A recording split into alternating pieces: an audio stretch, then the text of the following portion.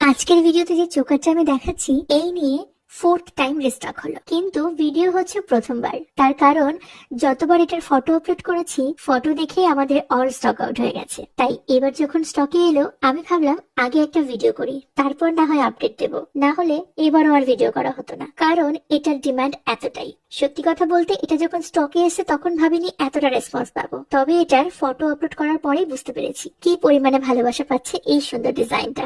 শোনো, তোমাদের যাদের এটা নেবার আছে ঝটপট স্ক্রিনশট নিয়ে কন্ট্যাক্ট করো ভিডিওর উপরে দেওয়া নাম্বারে। আজকের মতন আসি, সবাইকে অ্যাডভান্স হ্যাপি নিউ ইয়ার।